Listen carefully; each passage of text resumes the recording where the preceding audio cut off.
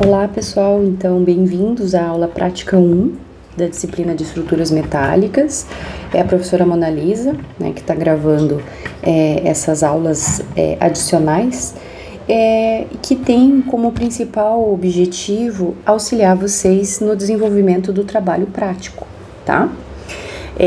Então lembrando vocês, né, essa disciplina de estruturas metálicas, ela é baseada nos livros que foram disponibilizados ali na aba de vocês do AVA, né, da biblioteca virtual, mas também temos aqui a norma 8800, que ela dá várias diretrizes aí de como que a gente dimensiona estruturas desse porte, tá bom?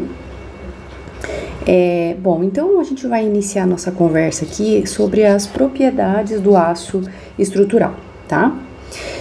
Bom, quando a gente vê estruturas de aço, né, vocês podem verificar até por essa foto aqui dessa ponte que são estruturas mais esbeltas, né, então elas são estruturas que aguentam uma carga significativa, né, então é uma carga elevada, mas a gente consegue analisar aqui que são estruturas que não são tão robustas como se a gente fosse dimensionar para a mesma carga uma estrutura de concreto, tá? Então eu trouxe aqui como até curiosidade para vocês, não sei se vocês já deram uma pesquisada, né, algumas estruturas, obras de arte aí que são bem características desse sistema estrutural, né? Essa ponte, então, a maior ponte suspensa do mundo, né? Ela é localizada lá no Japão, então ela tem um maior vão, então entre esse pilar aqui, né, para o outro, são um vão central, né, no caso de 3.911 metros, tá? Desculpa, aqui é o comprimento total, né, o vão central é 1.991 metros. Então, essa ponte, ela tem quase 4 quilômetros, né, e um vão central de quase 2, tá? Aqui tem algumas curiosidades, né, do comprimento de fios de aço usados na ponte, então 300 mil quilômetros, quantidade suficiente para dar 7,5 voltas ao redor da Terra, né? E ela demorou aí uns 10 anos de construção, tá? Então eu trouxe aqui algumas curiosidades também. A torre mais alta em espiral do planeta, né? Então essa torre aqui é uma obra de arte que enche os olhos, né? Nós da engenharia civil. Então tem 75 andares distribuídos em 310 metros de altura de estrutura metálica, tá? Para criar esse efeito, então ele foi deslocado 1,2 graus do piso anterior, né? Então isso proporciona uma rotação de 90 graus no final da torre, né? São obras de arte que são muito interessantes, né? Esse aqui também eu trouxe para vocês, né? Uma biosfera lá nos Estados Unidos. Então ela é uma cúpula, né? Uma forma de 20 lados, formando uma intercalação, né, de pentágonos em uma grade hexagonal. Então ela é uma estrutura bem já diferente, né? É uma cúpula e ela é toda como se fosse umas treliças, né? E eu trouxe aqui para vocês terem uma ideia, né, das edificações, das alturas, né, de algumas edificações que utilizam o concreto e também a estrutura em aço juntas aqui, né? Então, para curiosidade. E o nada mais, nada menos, né? Esse prédio que é uma construção fenomenal no meu ponto de vista, porque ele tem muitas técnicas de engenharia, né? Ela é feita em concreto armado, né? Desde a fundação, e acima de 156 metros ele foi construído, né, num sistema de estrutura de aço. Foram utilizados 330 mil metros cúbicos de concreto e 55 mil toneladas de vergalhão de aço. E esse prédio aqui, pessoal, eu trouxe aqui para vocês, acho que tá mais para frente, um vídeo que mostra como que eles fizeram a parte de fundação desse prédio, para que não ocorra corrosão das armaduras. É um vídeo muito legal, eles aplicaram uma técnica de corrente elétrica justamente para manter, né, não ocorrer, que a corrosão é a movimentação de elétrons, e eles fizeram um estudo, né, para deixar zerada essa corrente, então não tem corrosão das armaduras lá na fundação. É muito interessante e uma engenharia bem grande envolvida. Bom, falando aqui então, iniciando, né, as propriedades do aço estrutural, pessoal, na engenharia, né, o metal utilizado é o aço e ele tem um teor de carbono limitado a 0,29%. Por que isso? Quanto mais eu aumento o meu teor de carbono na liga, mais resistente ele fica e menos dúctil ele vai ficar. A gente vai ver mais pra frente, aqui ó, o aço dúctil, essa característica, tá? Para construção civil, a gente tem que ter um aço dúctil e que a gente vai ver o que é isso, tá?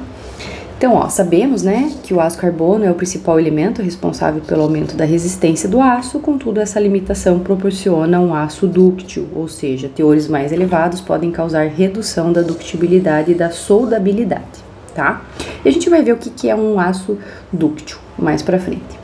Aqui eu trouxe uma ideia, né, não vai, só para falar de corrosão, teria que ter uma aula só disso, mas também nas propriedades do aço estrutural eu não posso deixar de falar sobre a corrosão, tá? A corrosão das armaduras.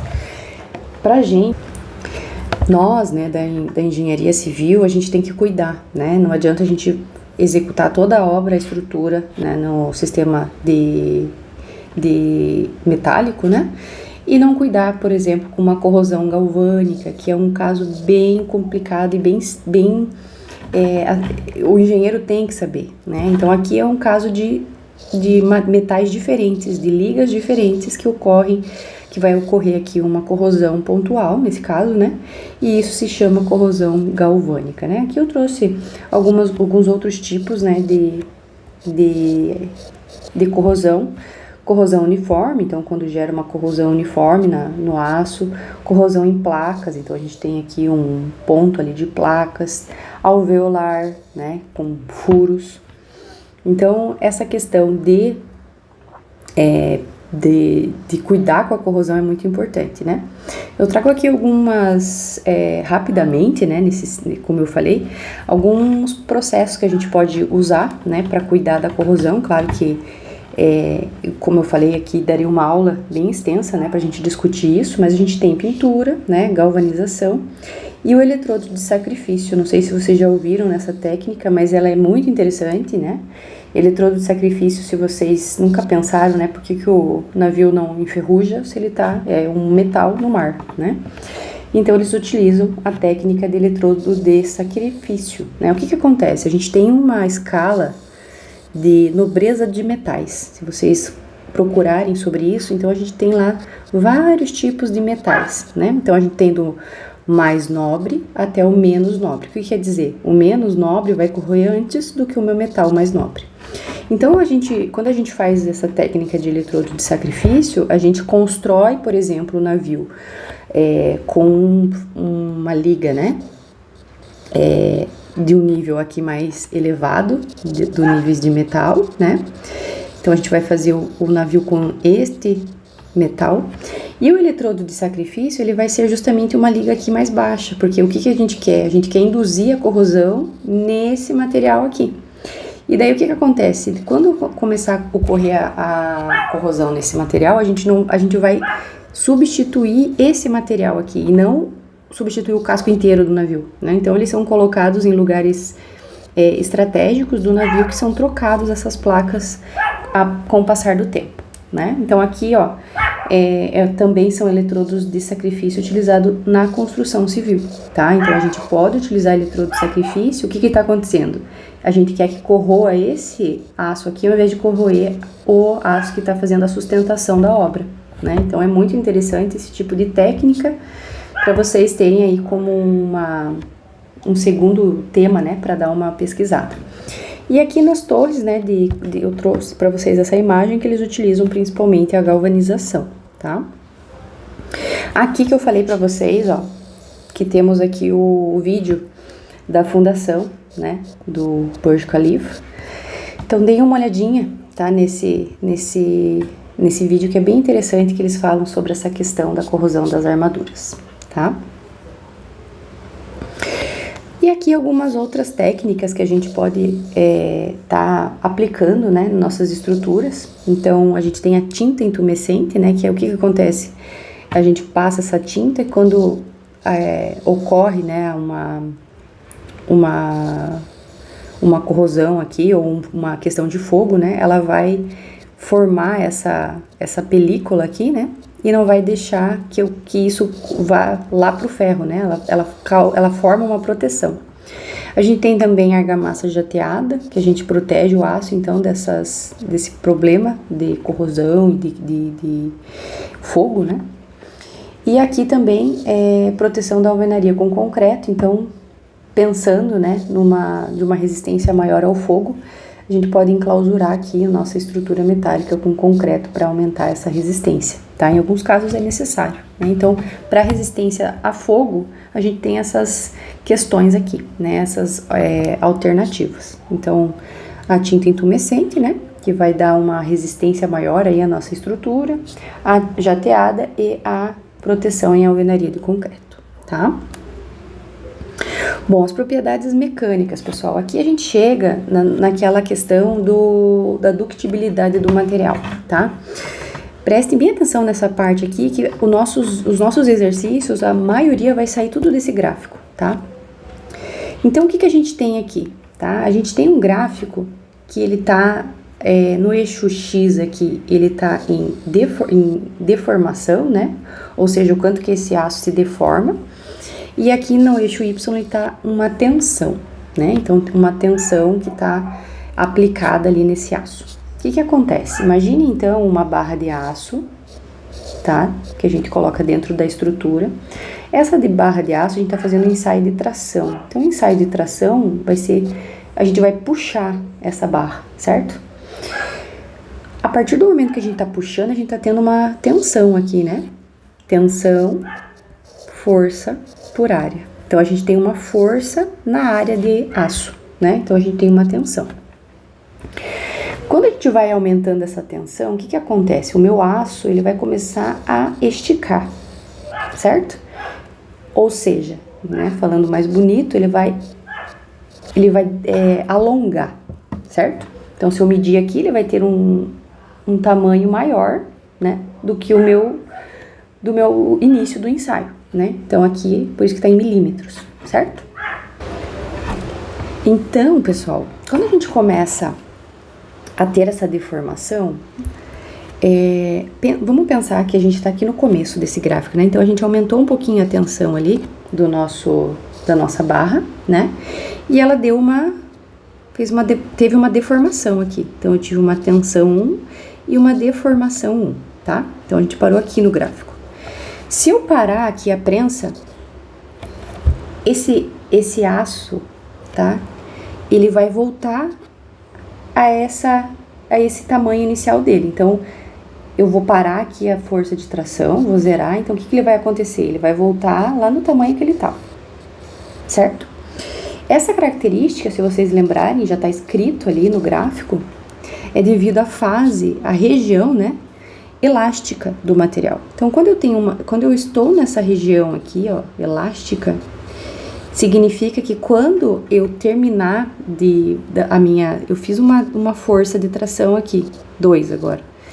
Quando eu parar essa minha força, ele vai ter uma deformação, só que quando eu tirar, ele vai voltar ao seu tamanho original. Ele não vai ter residual de deformação, tá?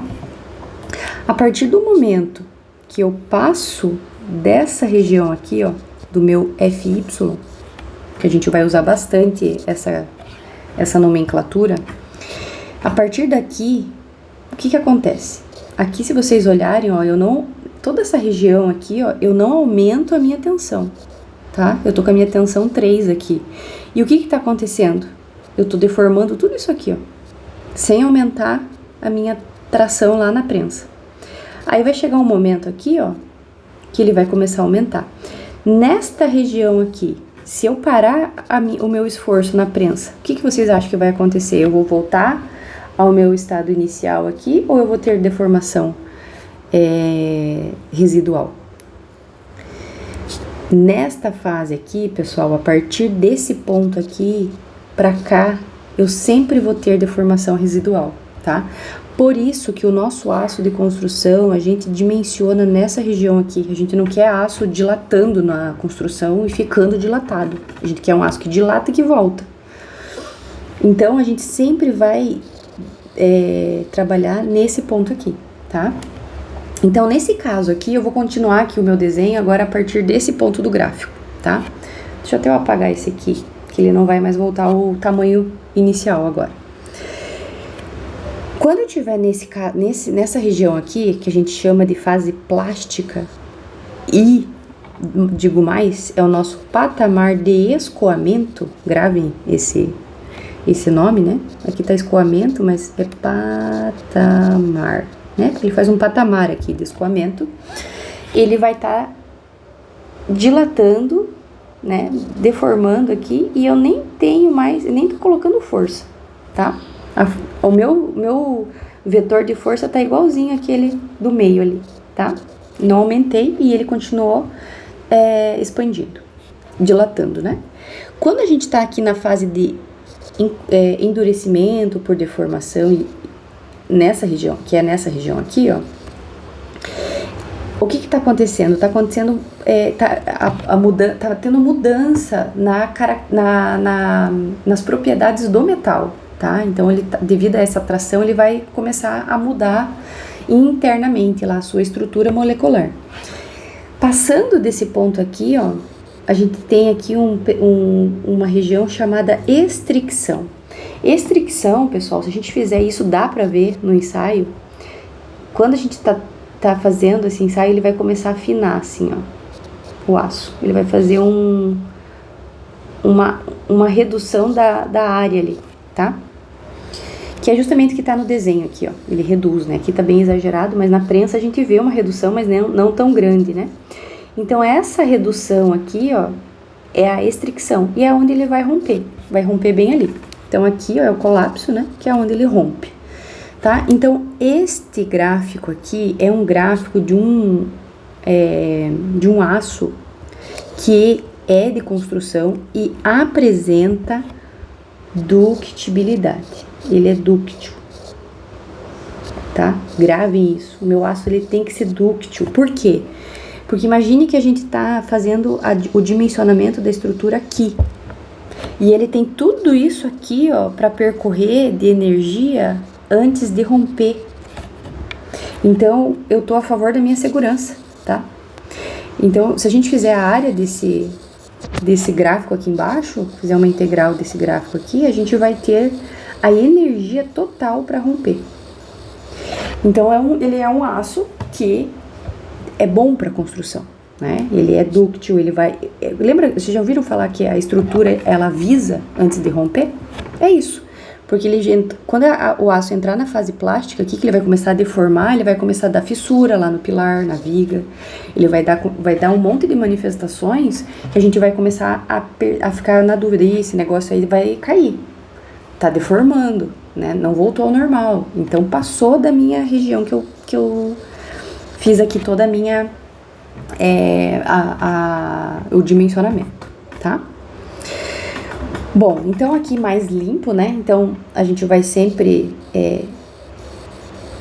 dimensionar na região elástica, que é onde a gente não vai ter deformação. Então é minha tensão, né?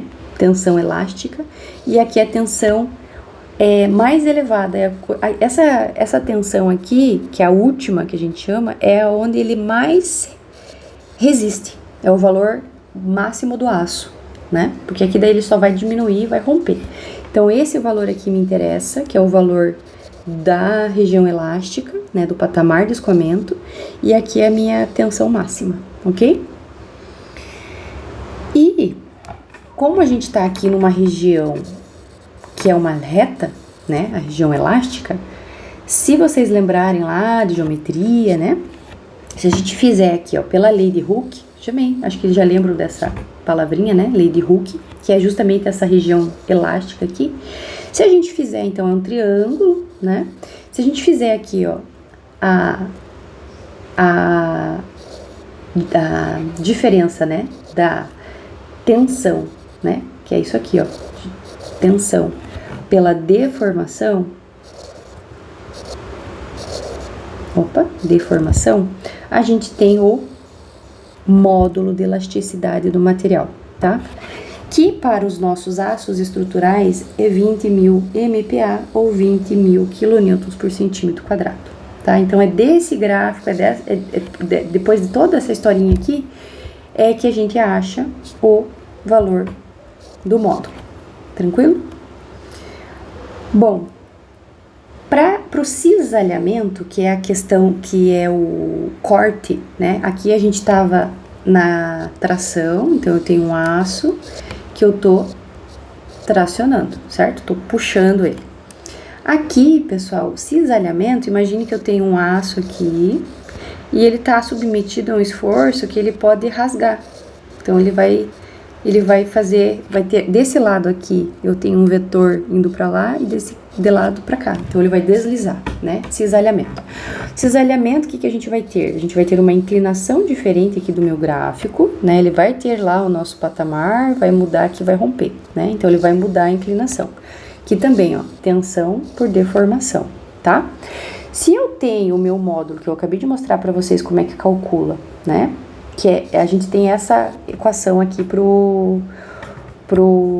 esse coeficiente, né? De cisalhamento.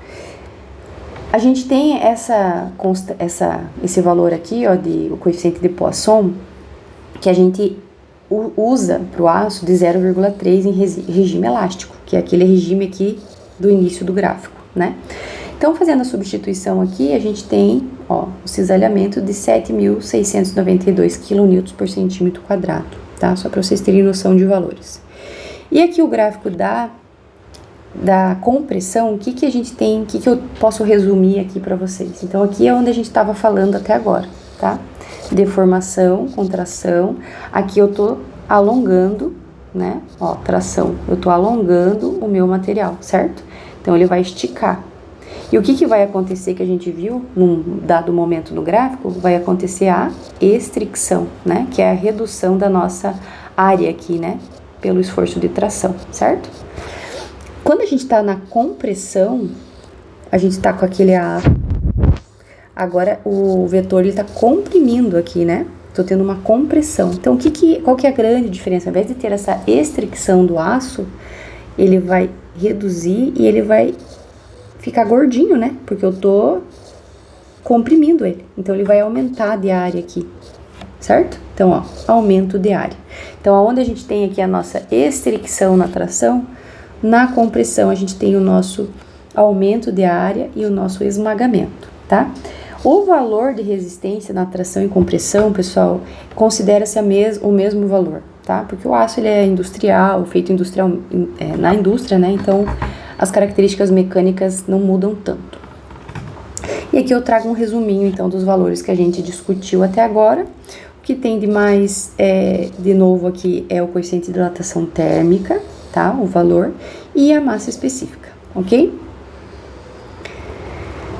Então, eu vou mostrar para vocês duas tabelas que vocês vão usar bastante lá na atividade prática, tá?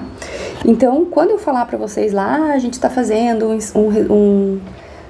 analisando uma chapa que no mercado é a MR 250, né? O que vocês vão analisar? Vocês vão vir nessa tabela, lembra aqui, ó, tensão de escoamento, tensão de ruptura. Lembra que eu falei para vocês? Aqui tá, ó, tensão de escoamento, tensão de ruptura. Por isso que eu fiz aquele resuminho lá, porque vocês vão ter que usar esses valores aqui na norma, ó. Tudo é tensão de escoamento e tensão de ruptura. Estão vendo? Então, aqui são os tipos de aço, ó, o MR250, o AR350, esse aqui, ele é resistente à corrosão, né? E aqui, ó, a gente vai precisar, quando eu falar para vocês, vou usar o aço MR350 de corrosão, vocês vão ter que vir aqui nessa tabela para ver qual que é o valor da tensão de escoamento desse aço e qual o valor da ruptura, tá? Às vezes muda, ó, de 250, aqui ficou igual, 350, aqui o outro 450, né? a tensão final muda bastante, tá? Então, por isso que vocês têm que entender essa questão de tensão de escoamento, tensão de ruptura. Se não entenderam, voltem aí o videozinho e deem mais uma olhada quando eu estava explicando. E aqui eu só trago para vocês, pessoal, que os aços estruturais de especificação, né, ASTM, são usualmente usados no Brasil, tá? É o mesmo da norma, então a NBR, ela pega, né, aqui é a nossa NBR, eles meio que tropicalizam, né, as normas de outros países, e aqui eu puxei para vocês, ó, o A36 é o mesmo do MR 250, se vocês olharem aqui, ó, a tensão de escoamento dele é 250, e aqui também, ó, 250.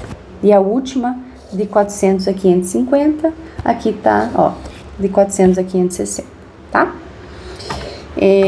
Bom, de norma é isso. Aqui algumas nomenclaturas que eu trago para vocês, então vocês vão encontrar essas várias geometrias, né, de aço para fazer as estruturas. Vocês viram aí na rota, né, a professora já falando de algumas técnicas de usar o perfil U, né. O que eu quero que vocês entendam aqui, diferenças grandes, né, do perfil I. O perfil I, pessoal, às vezes eles olham, tem gente que fala que esse aqui é o perfil I, porque ele tem a mesma, parece que é um I mesmo, né, mas olha só qual que é a grande diferença do perfil I pro perfil W. O perfil I, tá vendo que ele tem essa inclinação aqui? Ele não é reto igual esse, ó, tá? Então, o perfil I, ele é inclinado à mesa. Então, o que a gente tem aqui, ó? Essa parte de cima, a gente chama de mesa. E essa parte do meio, a gente chama de alma, tá? Então, a mesa do perfil I, ela é inclinada. Do perfil WHP, ele é reto, tá? Perfil U, tudo bem, né? Ele é um Uzinho mesmo. Perfil, aqui temos o perfil T, né? E aqui as cantoneiras, tá? Aqui ainda eu coloquei, ó, abas retas, abas inclinadas, tá? Então, não confundam, pessoal, na obra, né? Perfil I, quando vocês olharem aqui, ó, inclinado é I, reto é o perfil W, tá? Esses perfis, pessoal, existem tabelas, né, disponíveis conforme a marca. Normalmente, então, eles apresentam eixos de simetria, né? Então, eles estão com os eixos de simetria aqui. Nesse caso, nesse exemplo, né, o eixo X apresenta maior inércia, né, o eixo X, e o eixo Y apresenta menor inércia, certo? Se vocês calcularem, vocês vão achar esses valores. Aqui eu trouxe para vocês, se vocês quiserem acessar, né, o perfil que o catálogo da Gerdau, vocês vão ter a tabelinha, não sei se eu trouxe aqui pra vocês, aqui ó, trouxe uma tabelinha pra vocês. Então, nessas tabelinhas tá escrito aqui o tipo do perfil, né, ó, o WHP, e tem o desenho dele aqui, né. E nessas tabelas, ó, a gente tem aqui a altura do perfil e o peso por metro desse perfil. E aqui a gente tem várias informações, ó, que a gente precisa calcular, ó, inércia, raio de giração, né, tem índice de esbeltez, tem um monte de coisa aqui, né, pro eixo X, pro eixo Y, então, ó, que bom, né, dessas tabelas. Então, primeira região ali que tá na tabela é a altura do perfil e aqui é o peso quilos por metro, tá? Aqui, pessoal, a mesa, vocês sempre vão achar nos exercícios a mesa como BF, o valor BF igual a tanto, é a mesa. Espessura da mesa, TF, tá? Alma, né? A altura total é D, altura interna, HW, e aqui a espessura da alma, TW, tá? Então, ó, espessura de alma, espessura de mesa, altura da alma, altura da mesa, altura total do perfil, ok? Aqui eu já falei. E aqui os perfis tabelados, ó. Então, aqui para vocês não errarem mais, né? Então, esse perfil aqui, ele é bem... percebam que a alma dele é mais alta, né? Em relação à mesa, e a mesa é mais grossa, tá vendo? O perfil H, ó, ele é mais simétrico, tá vendo? Ele é mais baixinho e a mesa, a espessura é parecida com a alma. E o perfil I é essa questão de ter a mesa inclinada aqui, tá? Então, eu trago para vocês aqui, ó. Então, ó, o perfil WHP, né? Então, a mesa, ó, a alma bem mais longa, né? O perfil H, ó, ele não é tão alto, a alma aqui, e o perfil I, que tem essa inclinação, certo? E aqui eu trouxe para vocês que tem na norma, inclusive, né, alguns exemplos de aplicação, então em terças de cobertura, contraventamento, pórticos, né, coluna ou tirante, vigas, viga longitudinal, né, vigas na transversal, contraventamento da cobertura, né, então tem várias aplicações aí na nossa engenharia, tá? Agora eu vou falar bem rapidinho aqui dos conectores, pessoal, para finalizar essa primeira parte da aula. Bom, então, quando a gente fala em conectores, né, pessoal, a gente tem uma chapa, né, a gente está fazendo uma construção e chega uma hora que essa chapa, ela vai finalizar, né, o tamanho dela e a gente vai precisar continuar com emendas, né, a gente tem que ir para um outro lado aqui da construção, a gente vai pôr uma outra chapa e aqui vai colocar parafuso, aqui vai colocar parafuso também, né? E essas regiões aqui onde a gente coloca esse tipo de conector, né, que pode ser parafuso de vários tipos, a gente tem que analisar em separado porque é uma região de ponto frágil, né? Então aqui pode ser que rompa muito antes, né, bem antes do que na região da chapa, tá? Então a gente tem conectores aqui, tipos, né, o comum e de alta resistência, tá? Eles trabalham com furos executados através das chapas, então vai lá, faz o furo, né, e passa a ser esse parafuso. O que acontece? A transferência desses esforços acontece por contato, né, e por cisalhamento na seção, né, transversal do parafuso. Então, nesse caso aqui, vai desconsiderar o atrito entre chapas, tá? Eu vou passar alguns exercícios que a gente vai analisar isso, então vai ficar mais fácil. Aqui eu só tô passando a parte teórica. Então, percebam aqui que o parafuso comum, né, ele tem aqui a delimitação do diâmetro dele, né, conforme a NBR. Limite de escoamento, agora vocês já sabem o que é limite de escoamento, aqui ele não tem, né, porque ele é um parafuso comum, a resistência dele não é tão elevada. E aqui a gente tem o limite de ruptura, então o valor lá que rompe. Aí a gente tem os de alta resistência, né, que a gente vai ter aqui o limite do diâmetro para cada tipo, né, e também a gente vai ter os valores de escoamento e de ruptura, ok? Então aqui, os conectores de alta resistência, né, no caso desse aqui a gente não tem arruela, né, então é por contato, né, e aqui os parafusos de alta resistência, né, para estruturas, a gente utiliza aço carbono temperado, que é empregado com arruela, certo? Aqui a gente deve considerar o deslizamento e restringir a movimentação entre os elementos ligados, certo? E nessa situação o atrito pode ser considerado e o cálculo é pelo estado limite último, ou seja, ruptura, e estado limite de serviço. Eu vou fazer um exemplo bem tranquilinho, só para vocês entenderem a diferença do ruptura por serviço, tá? Bom, aí a gente vem para a questão de cálculos, né? Cálculo da resistência. Bom, então, iniciando aqui os conectores de alta resistência, a gente tem que pensar, pessoal, que a resistência, né, para parafuso, pensando aqui, né, olhando esse quadradinho azul, para parafuso padrão, alargados, pouco alongados ou muito alongados, quando a deformação do furo para forças de serviço for uma limitação. Então, o que significa? A gente tem ali o estado limite último e o estado limite de serviço, certo? Que a gente acabou de ver. O estado limite de serviço, pessoal, a gente faz uma análise para a pessoa que está ali no ambiente, por exemplo, o parafuso está ali, tem o furo, né, e ele está no parafuso ali, o parafuso está fazendo a ligação e não pode ter uma deformação muito elevada esse furo, porque vai deformar a peça e a pessoa vai olhar para aquilo e vai falar, nossa, esse negócio aí vai causar um desconforto na pessoa.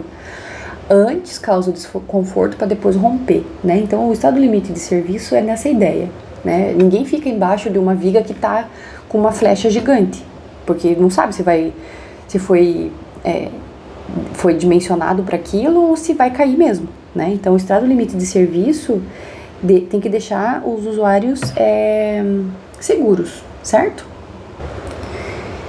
Então, para analisar isso que eu falei para vocês, para o furo não ter essa deformação, né? A gente faz essa equaçãozinha aqui, essa continha, né?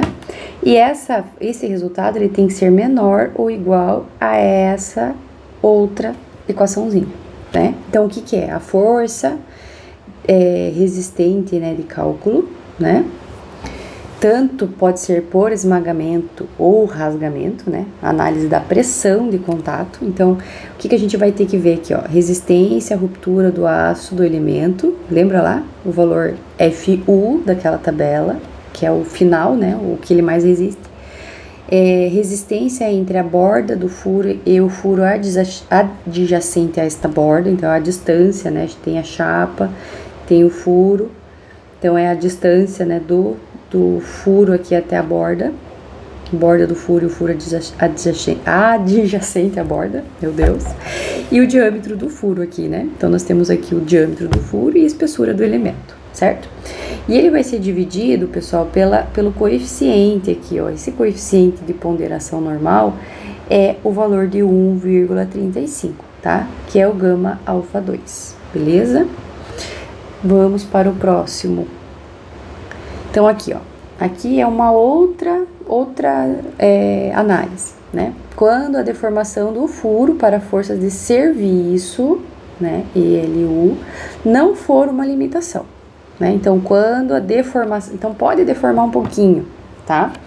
Então, a resistência ao esmagamento e rasgamento, análise da pressão de contato. Então, é a mesma coisa, faz essa continha aqui, todos esses valores a gente tem.